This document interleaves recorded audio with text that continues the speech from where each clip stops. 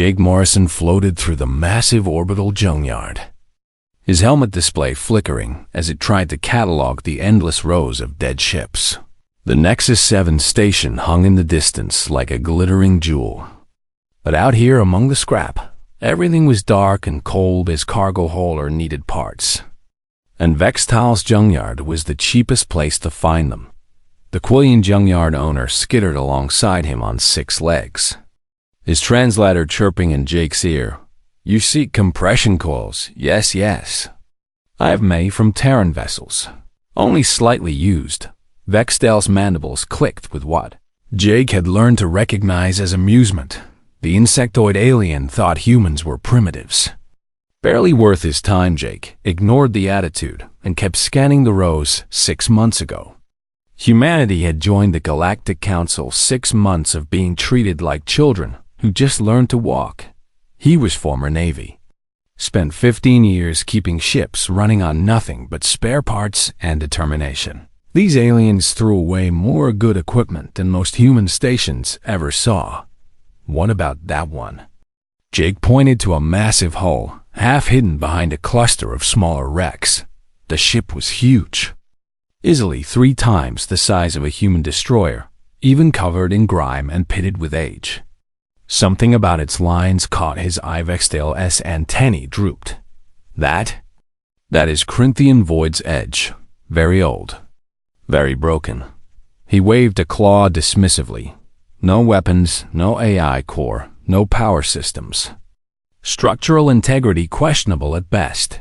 The alien's voice carried the tone of someone explaining why garbage was garbage.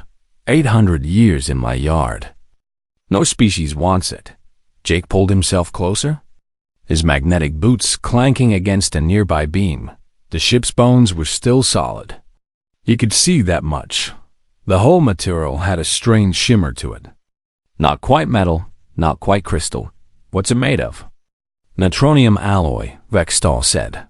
Very strong. Very expensive. Very pointless. He chittered, the sound grating in Jake's helmet speakers. Corinthians built 10 ships of this class, abandoned all of them. Too unstable for their power systems. Jake's mind was already working. The structure was sound. That was the expensive part. Everything else could be replaced.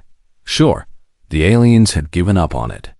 But they gave up on a lot of things humans considered fixable. How much? Vestal's multifaceted eyes gleamed. You cannot be serious, human Jake. This ship is death trap waiting to collapse. How much? Jake repeated the Quillian, calculated for a moment, probably figuring out how to squeeze the most credits from a stupid human. 15,000 credits. Final price. I am being generous. Jake had 40,000 saved up for his hull repairs. This was insane. This was exactly the kind of insane that his old commander used to yell at him about. But that ship had good bones. And in his experience, good bones were half the battle. I'll give you 10,000. And you give me 3 months before station authorities scrap it. Vextal's mandibles spread wide in surprise. Then came the clicking laughter. You are serious? Oh, this is delightful. He spun in a complete circle, his exoskeleton scraping against itself. Yes, 10,000 3 months. I accept. The alien was practically vibrating with glee. I will tell all my associates about the primitive human who bought the Void's Edge. They will find it most amusing. The transaction completed with a pulse of light between their credit. Chips Vextal was still laughing as he skittered away. Jake could hear him on the open channel. Already calling someone to share the joke, Jake pulled himself to the ship's airlock. The controls were dead. Naturally, so he used his manual override codes. The door groaned but opened inside. The darkness swallowed his helmet light. Emergency lighting should have kicked in, but of course it didn't. Nothing worked good. He preferred starting from scratch. Anyway, the interior was stripped bare. The aliens had taken everything valuable. Wiring hung from the ceiling like synthetic vines. Control panels were ripped out, leaving empty sockets. The command deck was a hollow shell, but the structure underneath was perfect. Not a crack. Not a stress fracture. 800 years of neglect, and the bones were still pristine. His cum crackled. Jake, please tell me you didn't just buy what I think you bought. Lisa Grant's voice carried that mix of concern and resignation she used whenever he did something crazy. His business partner had been tracking his credit transactions. It's a good ship, Jake said, running his hand along the wall. The neutronium alloy was cold even through his glove. Just needs some work. Some work? Jake, that thing has been dead longer than most species have had spaceflight. Lisa's sigh was loud enough to distort the speaker. Every alien engineer in the sector has declared it unfixable. Then it's good I'm not an alien engineer. Jake grinned inside his helmet. I'm bringing her to Dock B7. Start putting together a list of what we can pull from the hauler. You're cannibalizing our ship for that wreck? The hauler's dying anyway, Jake said. This baby just needs the right systems. He moved through the empty corridors, his light sweeping across untouched bulkheads. Besides, when has alien tech ever worked the way they said it would? Lisa was quiet for a moment. You really think you can make it fly? I think I can make it better than fly. Jake reached what must have been the engine room. Massive mounting brackets sat empty where the alien power core used to be. The space was huge. Way too big for any human reactor he knew about. But the energy conduits running through the walls were still intact, thick channels of the same neutronium alloy, branching through the ship like arteries. Lisa, you ever seen a ship with this much power distribution capability? No, she admitted, which should tell you something. It tells me the aliens were trying to force the wrong power source into the right ship. Jake was already measuring spaces in his head, calculating what would fit. What if we didn't try to match their specs? What if we built it our way? Another sigh. How long do we have? 3 months. 3 months to rebuild an alien warship that's been abandoned for 8 centuries. Lisa's laugh was dry. Sure. Why not? I didn't have any plans that made sense anyway. That's the spirit, Jake said. He took one last look around the engine room in his mind. He could already see it filled with human-made systems. Nothing fancy. Nothing exotic. Just solid Earth engineering that actually worked. Start calling in favors. We're going to need help. Jake Morrison's impossible project. Coming soon to a space station near you. Not impossible, Jake corrected. He headed back toward the airlock, already making lists of what they needed. Just improbable. Outside, through the viewport, he could see other aliens gathering near Vextal. The Quillian was gesturing wildly. No doubt spreading the story of the foolish human. Let them laugh. Let them make their bets on how quickly he would fail. He had 3 months to prove that one man's garbage was another man's warship. The Void's Edge hung silent in space, waiting for 800 years. It had been nothing but a reminder of failure. But Jake Morrison was very good at turning failures into something the galaxy had never seen before. He just hoped he was right about those power conduits.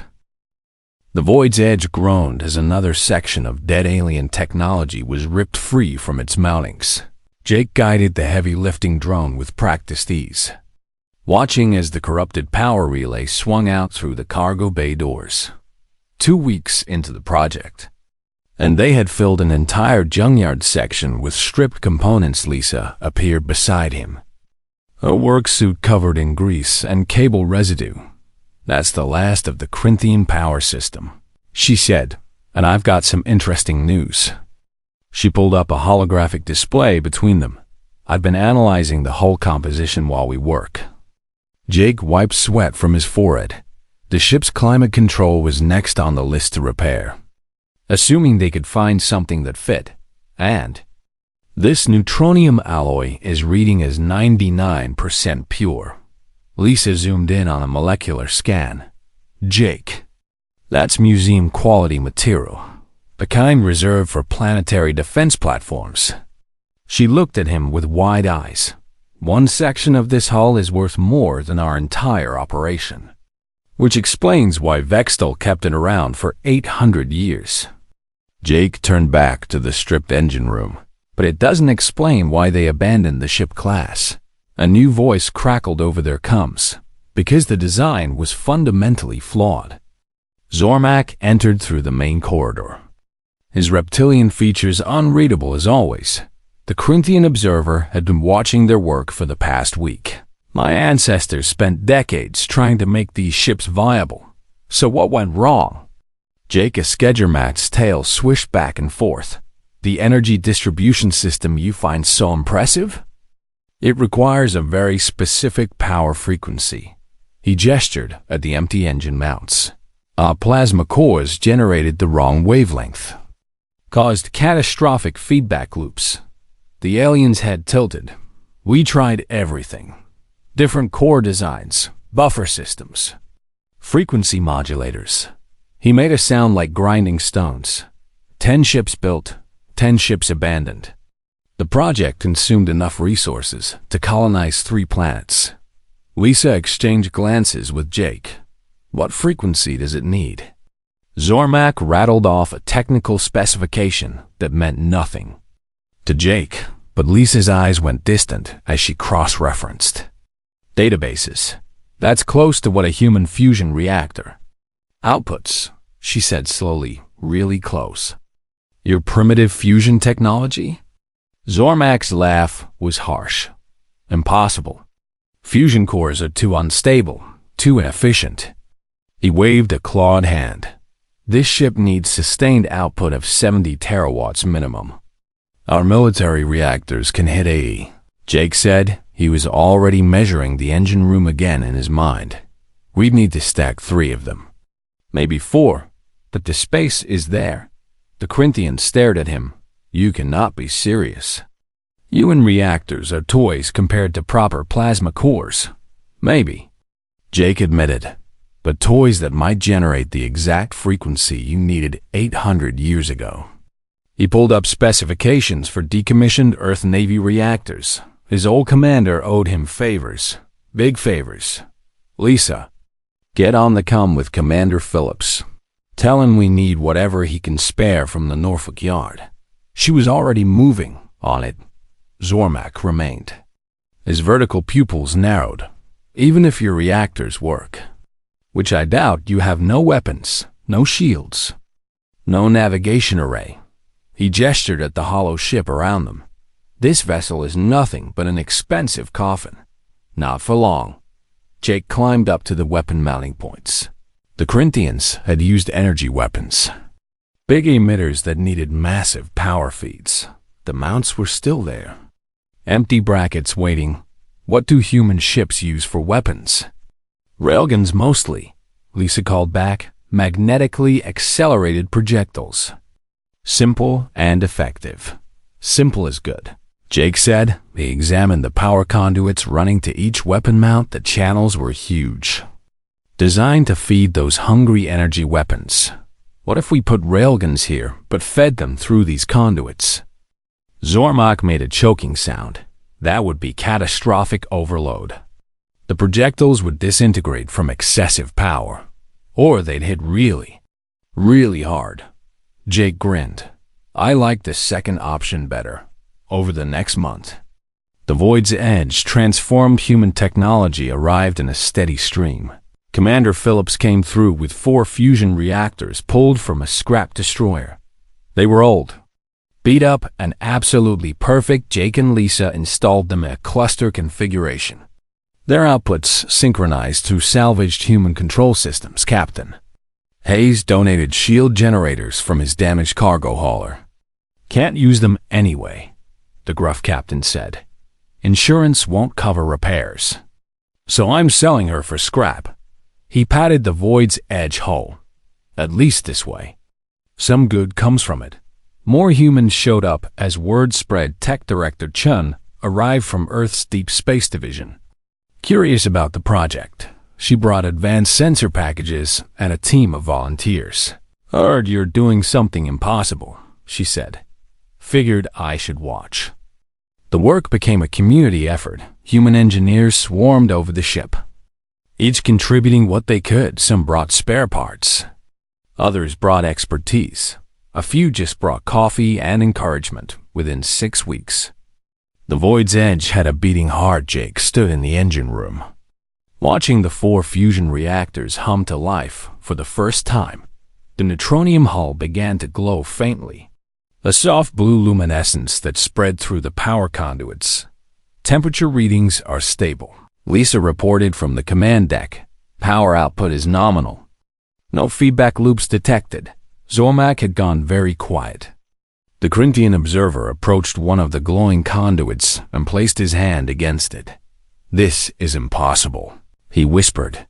"The frequency match is perfect." His voice carried awe and disbelief. 800 years. Countless engineers, and you solve it with primitive human reactors in 6 weeks. Sometimes primitive is exactly what you need. Jake said. He checked the power distribution readouts. The ship was drinking in the fusion reactor output like a dying plant finding water. "How's the shield integration, Lisa?" "Installing the last generator now." Her voice came from somewhere deep in the ship. "But Jake, we're seeing something weird." She paused. "The shields are syncing with the hull material. I'm getting efficiency readings that can't be right. Define can't be right. Try 400% of normal output." Lisa appeared on the command deck viewport, her face confused and excited. "The neutronium is amplifying the shield effect somehow, spreading it across the entire hull structure instead of just projected fields." Tech Director Chen was running calculations. "If these numbers are accurate, this ship has better shield protection than Earth's newest dreadnought." She looked at Jake with something like fear. "And you built it from junk parts in less than 2 months." "It's not junk if it works." Jake moved to the command chair. Someone had salvaged it from a human cruiser. "Still had the original cushioning. Navigation systems online?" "Online and synced," Chung confirmed. "Weapons are mounted but untested. Life support is functional. Communications are working." She brought up a full system display. "Jake Morrison, I think you actually did it." Outside, through the viewport, Jake could see a crowd gathering on Nexus 7's observation deck. Aliens from a dozen species, pressed against the windows, pointing at the Void's edge. The ship no longer looked like a derelict. It looked Alavet Extel was among them, his mandibles working in what might have been shock. The Quillian who had laughed at Jake's purchase was no longer laughing. "So what now?" Lisa asked. "We've got a working ship made from technology nobody thought would combine. Now we test it properly," Jake said. He strapped into the command chair. "Request clearance for a deep space trial run. Nothing fancy. Just see how she handles." "Clearance granted," Chun said. "But Jake, maybe take it slow? We don't know how all these systems will interact under stress." Jake's hands moved over the controls. A mix of human interfaces, grafted onto Corinthian architecture. The fusion reactors responded beautifully, their power flowing through the ship's ancient veins. "Don't worry," he said. "I'm just going to ease her out. See how the engines respond." The Void's edge detached from its dock with gentle precision. Her thrusters fired. Human propulsion systems pushing the massive hull away from the station. The movement was smooth, controlled. Better than Jake had hoped, he increased power gradually, feeling the ship respond to his commands. "This feels good," he said. "Really good." He didn't notice the pirate ship lurking in the asteroid field nearby. Didn't see the weapons powering up as they marked a strange hybrid vessel as easy prey. But he was about to discover exactly what happened when human engineering met Corinthian naval architecture, and the galaxy was about to learn why underestimating humans was a terrible mistake. The Galactic Council chambers were designed to impress. Massive columns rose toward a domed ceiling that displayed real-time images of member worlds. Representatives from 47 species sat in circular tiers, all facing the central speaking platform. Jake Morrison stood in that center. feeling very small and very human, High Counselor. Dexan presided from the elevated seat of authority. The ancient being's crystalline form refracted light in unsettling patterns. We are gathered to address the matter of the human vessel, designated Void's Edge. Dexan's voice resonated through translation systems, and the unprecedented weapon discharge witnessed 3 cycles ago. Jake noticed Senator Blake sitting among the human delegation. The senator gave him a slight nod of encouragement, not very comforting when surrounded by aliens who looked ready to either dissect him or exile humanity from the council. Lisa and Chun sat in the observer section. Equally nervous Ambassador Krellick stepped forward, his avian features stern. The council has reviewed all available data. He activated a holographic display showing the pirate encounter. This human salvage operator, using discarded technology and primitive human systems, created a vessel with firepower exceeding 20 standard dreadnoughts. Murmurs rippled through the assembly. Several species shifted uncomfortably. A delegate from the Raxian collective stood. The pirates destroyed were Raxian citizens, she said coldly. Criminals. Yes, but the level of force used was unconscionable. They were firing on my ship. Jake protested. I defended myself with a weapon that vaporized the vessel and created a debris field spanning 2,000 kilometers. The Raxian delegate's eyes were hard. We have military installations with less destructive capability. Admiral Kordesh rose from the military section. The massive warrior species commander looked like he ate starships for breakfast. The issue is not the human's right to defend himself, he rumbled. The issue is that he possesses a weapon we cannot explain, replicate, or counter. Dexan gestured for silence. Human Morrison, explain how you achieved this result. Jake pulled up his own display. His hands were shaking, but he managed to project his notes. Coffee-stained papers appeared as holograms, filled with hastily drawn diagrams and calculations. I took a Corinthian hull and installed human fusion reactors. He said, the neutronium alloy channels energy at a specific frequency that matches our reactor output. Zormok stood from the Corinthian delegation. My ancestors tried for 80 years to make this ship class viable. He said, we used our most advanced plasma cores, our best engineers. His tail lashed in frustration. How does a single human with no formal training succeed where we failed? Because I wasn't trying to make it work your way, Jake said. He highlighted the power distribution system. Your plasma cores generated the wrong frequency, caused feedback loops.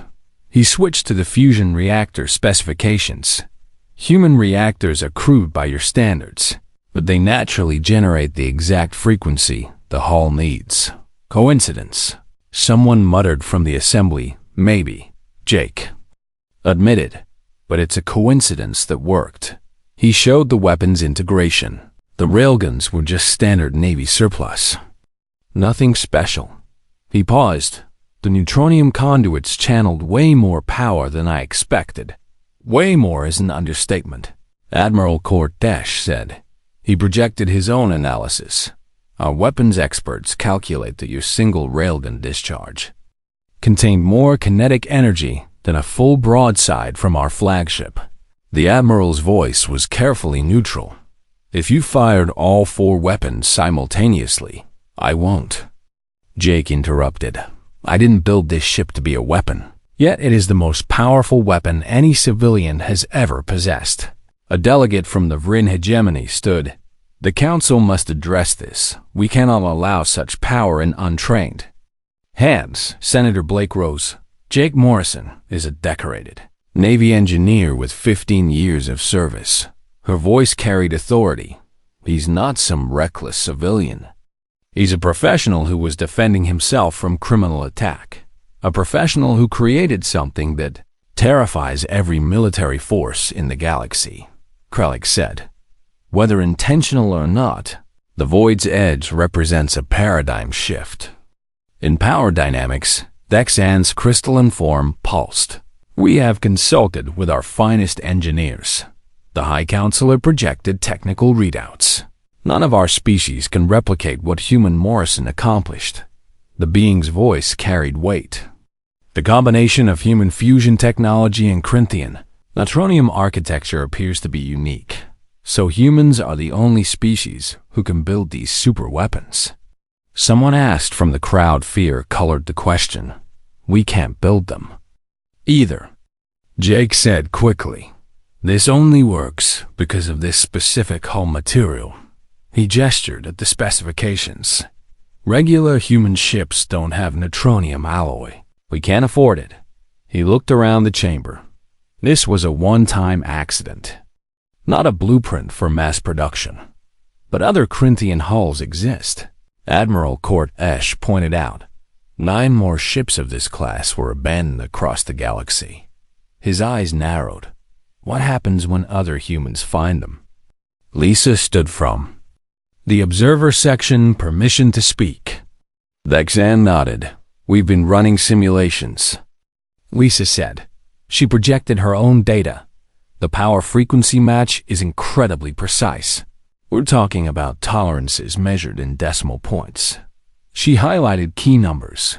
Human fusion reactors vary in output based on design, age, and manufacturing. She looked at the council. The reactors Jake used were built 30 years ago at a specific Earth facility. Her voice was steady. Newer reactors don't match the frequency. Neither do reactors from other manufacturing sites. Chun joined her. We've tested this theory with available data. Tech Director Chun brought up comparison charts. Only 17% of human fusion reactors would work with Corinthian neutronium. Architecture. She paused for effect. And those specific reactor models are being phased out of production. So this truly was an accident. Krellick said slowly. An alignment of outdated human technology with abandoned alien architecture. That's what I've been trying to tell you. Jake said. I just wanted to fix a broken ship with the parts I had available.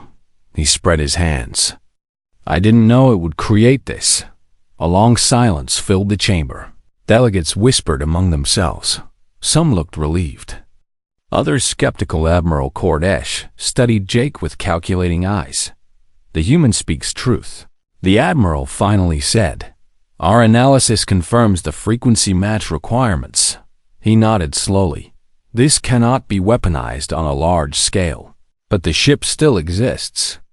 The Raxian delegate said, and it still possesses devastating power.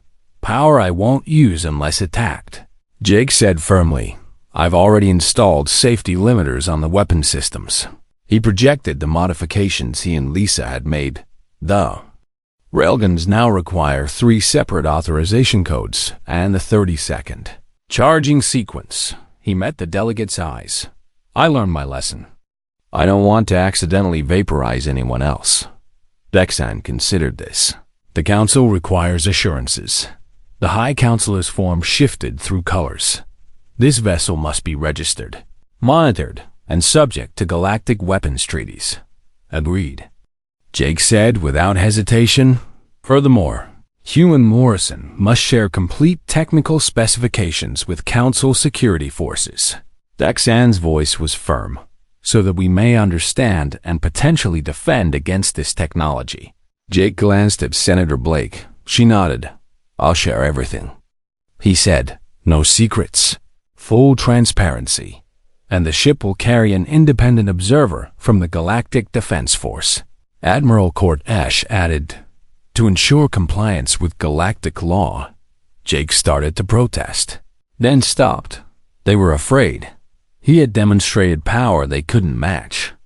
Couldn't explain, couldn't replicate. Of course, they wanted oversight. All right, he agreed. An observer is acceptable. The chamber erupted in discussion. Some delegates protested the leniency. Others argued for harsher restrictions. Senator Blake fought passionately for human rights. Ambassador Krellix negotiated compromises after 2 hours of debate. Vexan called for a vote. The decision was close, but ultimately the council ruled in Jake's favor. He could keep the voids, edge under strict registration and monitoring. All weapons were to be locked except in certified self-defense situations. Complete technical data would be shared with Council Security and a Galactic Defense Force observer would serve aboard the ship as the chamber emptied. Vextel approached Jake the Quillian, Junkyard owner, who had laughed at his purchase, now looked at him with something like awe. "I sold you that ship for 10,000 credits. Vextel said quietly. His mandibles clicked softly. "I thought I was cheating a foolish human." "You were," Jake said with a tired smile. "I was foolish enough to think I could fix it. Foolish or brilliant. The line is very thin." Vextel extended a claw. "I have other ships." Human Jake, other impossible projects. His multifaceted eyes gleamed. "If you are interested." Jake laughed.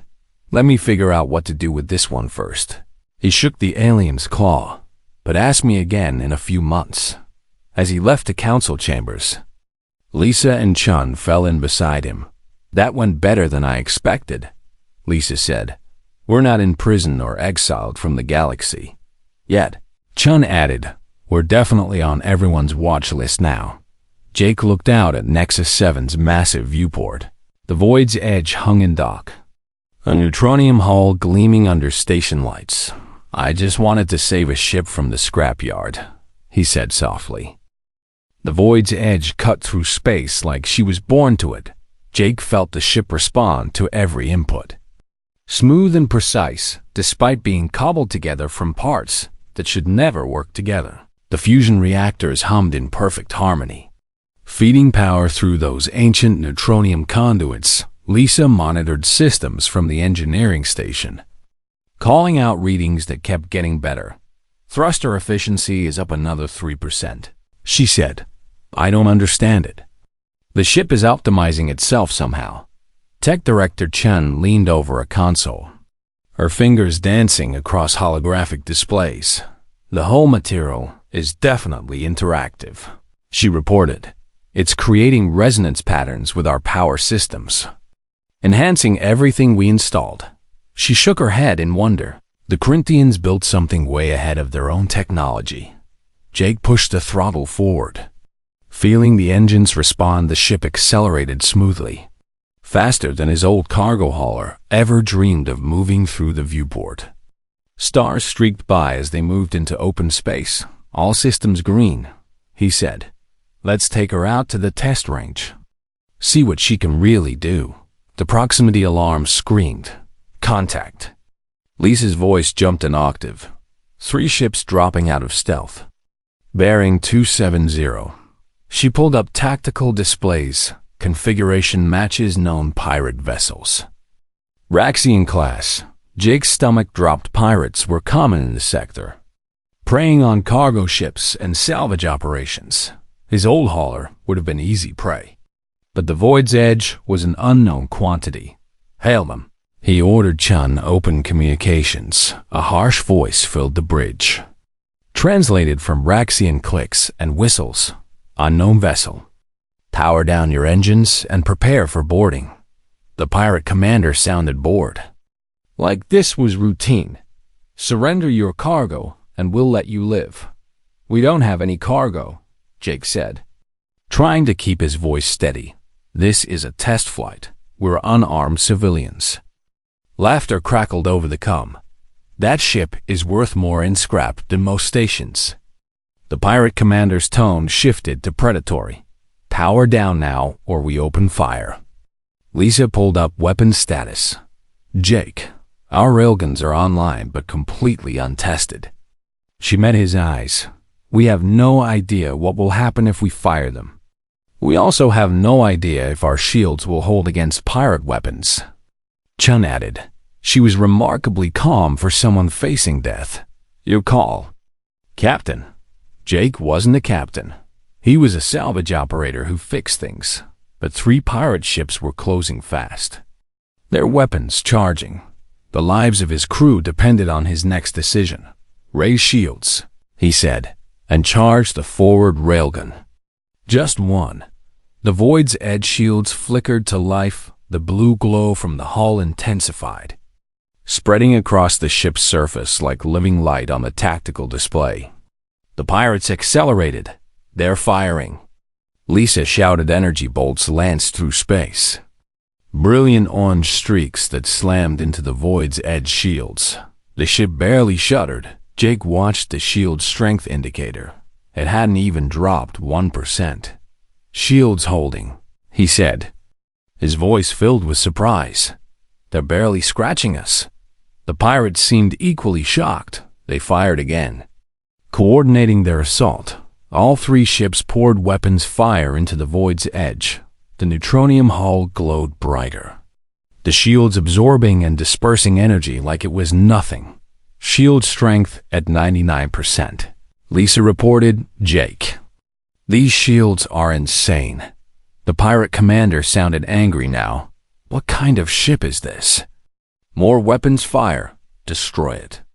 "They're not stopping," Chun said. "Recommend we return fire before they try something desperate." Jake's hand hovered over the weapons control. He had installed 4 railguns, salvaged from scrap Navy ships, simple magnetic accelerators. Nothing fancy, but they were connected to power conduits designed for Corinthian. Energy weapons conduits that could channel terawatts of power. Firing. "Forward railgun," he said. His finger pressed the trigger. The ship lurched. The railgun fired with a sound like reality. Tearing a projectile the size of a fist accelerated through the weapon's magnetic coils, but instead of the usual railgun discharge, the neutronium conduits channeled massive amounts of fusion power directly into the projectile. The metal slug hit 99% of light speed in less than a second. It struck the lead pirate ship dead center. The explosion was visible from Nexus 7. 2 light minutes away. The pirate vessel didn't just explode, it vaporized. One moment it existed. The next, there was only an expanding cloud of superheated plasma. The shockwave caught the other 2 pirate ships, sending them tumbling through space. Debris scattered across thousands of kilometers on the bridge of the void's edge. Alarms were screaming power surge in the weapons grid. Lisa frantically worked a console. The railgun pulled 40 terawatts through the conduit. It should have melted, but it didn't. Chun whispered. She was staring at the debris field where the pirate ship used to be. "Oh my God, Jake, what did you just build?" Jake couldn't speak. His hands trembled on the controls. He had fired 1 railgun, 1 simple magnetic accelerator. The kind of weapon that usually punched holes in light armor he had just erased. A ship from existence. The 2 surviving pirate vessels were fleeing, their engines burning at maximum as they ran for the nearest jump point. They didn't even try to recover their debris. They just ran. "Nexus 7 is hailing us," Chen said quietly. "So is the Galactic Defense Force." She paused. "An Earth Space Command." Another pause. "Jake." Everyone saw that. Through the viewport, Jake could see ships changing course. Dozens of vessels, from tiny shuttles to massive cargo haulers, all turning to look at the void's edge. The observation deck on Nexus 7 was packed with aliens, their various faces pressed against the windows. "Get me Commander Phillips," Jake said. His voice sounded distant to his own ears. "And Lisa, run a full diagnostic on that railgun." "Already on it." Lisa's fingers flew across her console. "Jake, the weapon is completely undamaged." She looked up at him. The neutronium conduit absorbed the power surge and channeled it perfectly. Her voice dropped to a whisper. "We could fire again right now if we wanted to." Commander Phillips appeared on the main screen. The Navy officer looked like he had aged 10 years in the last 5 minutes. "Jake, please tell me you didn't just destroy a pirate vessel with a weapon that generated a signature consistent with a planetary bombardment cannon." "I fired 1 railgun," Jake said. "Standard Navy issue. Pulled from the Norfolk Yard. Standard railguns don't create debris fields visible from 2 light minutes away." Phillips rubbed his face. "Jake, The Galactic Council is in emergency session right now. He gestured off-screen. They're calling your ship a Dreadnought-class threat. It's a salvage ship, Jake protested. I was defending myself from pirates. A salvage ship that just demonstrated firepower exceeding most military vessels in the galaxy. Phillips leaned closer to the camera. Jake, listen carefully. You're about to have company. His voice was urgent. Galactic Defense Force is dispatching observers. Earth is sending a diplomatic team. I'm pretty sure half the Council species are mobilizing their fleets. Lisa pulled up long-range sensors. He's right. We've got incoming ships from multiple vectors. She highlighted the contacts. Military configurations. Lots of them. Chun was still running calculations. Jake, if one railgun generated that much power, and we have 4 of them, her voice trailed off. If we fired all weapons simultaneously. Don't. Phillips cut in. Don't even think about it.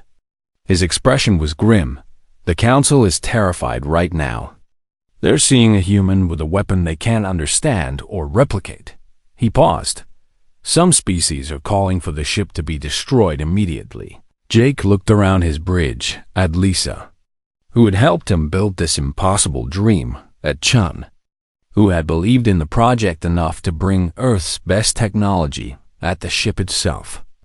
The Void's Edge that he had saved from 800 years of abandonment. Commander, I just wanted to fix a broken ship, I know. Phillips said softly, but you did more than that. He glanced at something off-screen. You took technology that no species could make work, and you made it into something that has the entire galaxy's attention. His eyes were serious. Now we have to figure out what happens next. An alert chimed Ambassador Krellix was requesting immediate communication. The avian diplomat's face appeared on a secondary screen. His feathers ruffled in agitation. Human Jake Morrison. You are ordered to power down all weapons systems and maintain current position. His voice carried the weight of galactic authority. The Council requires immediate explanations for what we just witnessed. With respect, Ambassador, I was defending my ship from pirates. Jake said, you obliterated a vessel with a single shot. Krellix's S-beak clacked shut with force. That level of destructive power hasn't been seen in this sector for centuries. He leaned forward. The Council must know if humanity has developed super weapons. We haven't, Jake insisted. This is just salvage and spare parts. I'm not a weapons designer, yet you created something that surpasses our best military technology. The ambassador's head tilted, intentionally or not.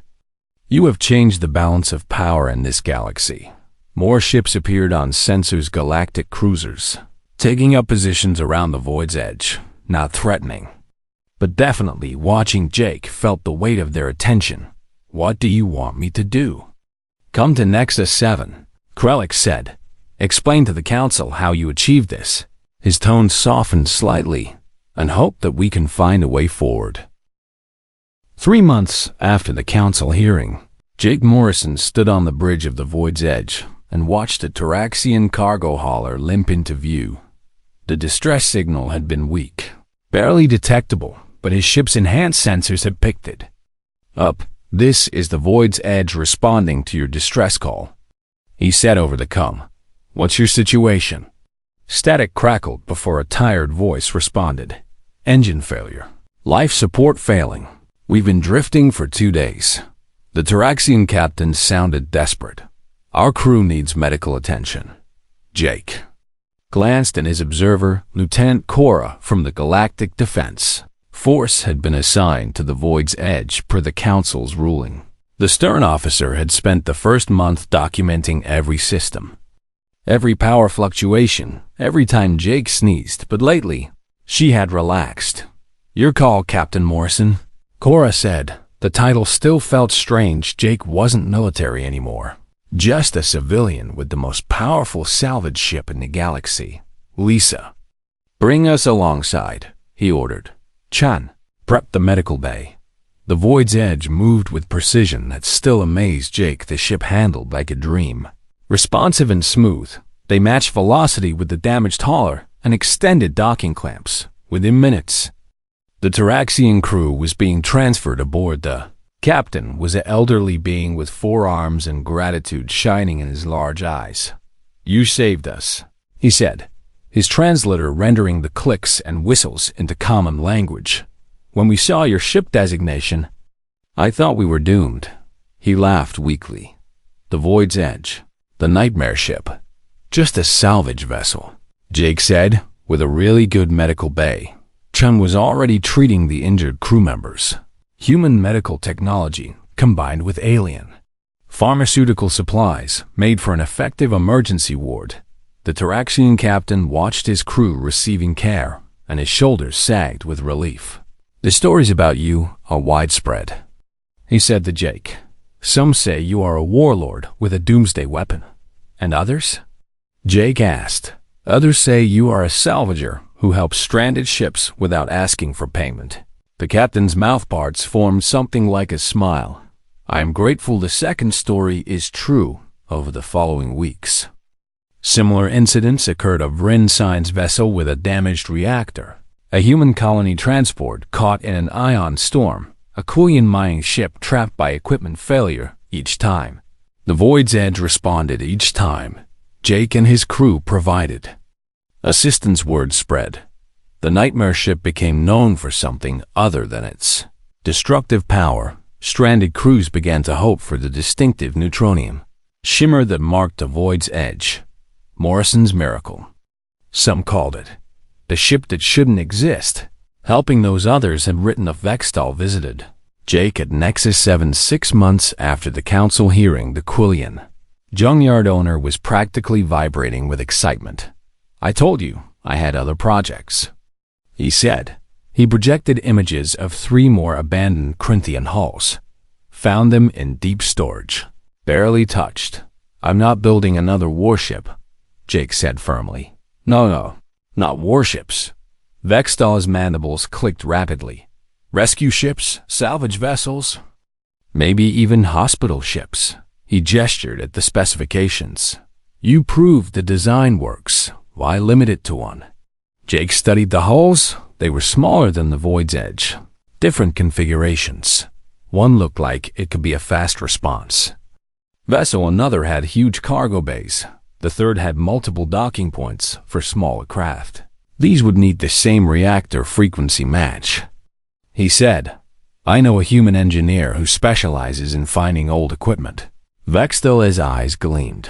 "And I now understand that what I consider junk might be exactly what you need." Lisa appeared beside Jake. "Are you seriously considering this?" "Maybe." Jake looked at his partner. The Void's Edge proved that discarded things can have new purpose. He gestured at the hull specifications. "What if we could give more ships a second chance and help the galaxy stop being so wasteful?" Lisa added. She pulled up calculations. "We'd need more human engineers, specific reactor models, and a lot of patience." "I have access to all of those," Chun said. Joining the conversation, she had been coordinating with Earth's Deep Space Division. "There's interest in establishing a salvage and rescue operation." Her smile was slight. "Turns out, making the impossible possible is good publicity for humanity." Captain Hayes docked at Nexus 7 a week later.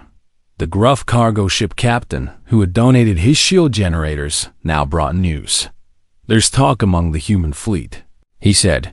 "Crews are looking for ways to help. Want to be part of something bigger." He looked at the Void's Edge through the viewport. "You started something, Jake, whether you meant to or not." Jake thought about that 6 months ago. He had bought a broken ship because he saw potential where others saw garbage. Now he had proven that with the right combination of persistence and creativity, the impossible became possible.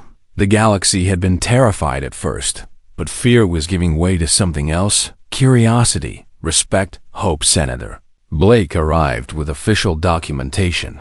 "Earth wants to formalize this," she said. "Establish the Morrison Salvage and Rescue Initiative." She handed him a datapad. "You'd have backing from both Earth and several council species. Several species? Jake looked surprised. Turns out, once you proved you weren't trying to conquer the galaxy, people started appreciating what you accomplished. Blake smiled. The Corinthians, especially. You solved an 800-year-old problem for them. Zorma confirmed this during a later meeting. The Corinthian observer who had doubted Jake's abilities now looked at him with professional respect. My government would like to collaborate, he said. We have engineering challenges that traditional approaches haven't solved. His tail swished thoughtfully. Perhaps human methods would offer new perspectives. The first official project of the Morrison Salvage Initiative launched 8 months after Jake bought the Void's Edge. A mixed crew of humans and aliens worked together on an abandoned Corinthian hull. They installed carefully selected human fusion reactors. They integrated systems from multiple species. They took what others had discarded and gave it new life. The ship was designated Reclaimer. She was built for rescue operations. Her weapons limited, but her sensors and medical facilities extensive when she completed her first trial run. Jake watched from the Void's Edge with pride. We did it again, Lisa said beside him. Yeah, Jake agreed. And next time will be even better. Lieutenant Cora had become more than an observer. She was now the Galactic Defense Force liaison to the initiative. The Council is watching, she said. But they're watching with interest now, not fear. She glanced at Jake. You changed their perspective on what's possible. More projects followed: a fast response vessel for emergency medical transport, a heavy cargo hauler for disaster relief, a mobile repair station that could assist damaged ships in deep space, each one built from salvaged materials, each one combining human ingenuity with alien technology, each one proving that what others abandoned could be transformed. The initiative grew. Human engineers brought their fix-it mentality. Alien specialists contributed expertise from their fields. Species that had never worked together found common ground in solving seemingly impossible problems.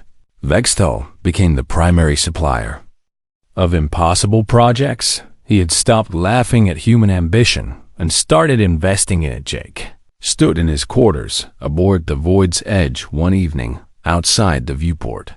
3 completed rescue ships hung in formation: the Reclaimer, the Swift Mercy, and the Haven's Promise, all of them built from junk, all of them proving the initiative's motto: nothing is truly broken, just waiting for the right solution. A message came through from Commander Phillips. The Navy wants to officially recognize your contributions. The commander said, you've saved more lives in 8 months than most military vessels save in years. I'm just fixing ships.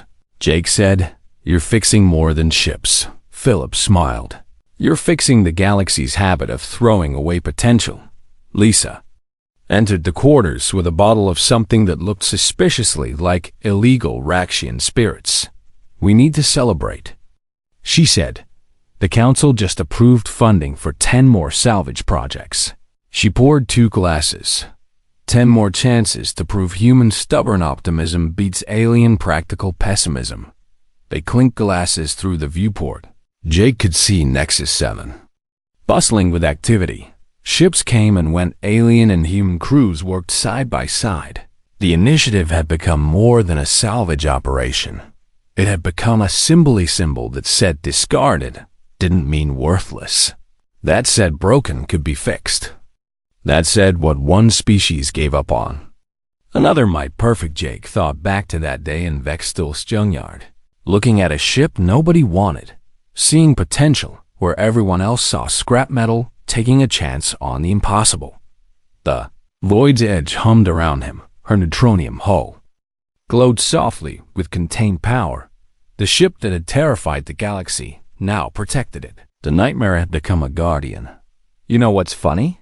Jake said to Lisa. What? I still think of myself as just a guy who fixes things, Lisa laughed. Jake, you're the guy who taught the galaxy that fixing things is more impressive than building new ones. She gestured at the rescue ships. You showed them that human resourcefulness isn't about having the best technology. She met his eyes. It's about making whatever you have work better than anyone thought possible. An alert chimed, another distress signal. A Taraxian science vessel with a damaged engine. They were requesting assistance from any available.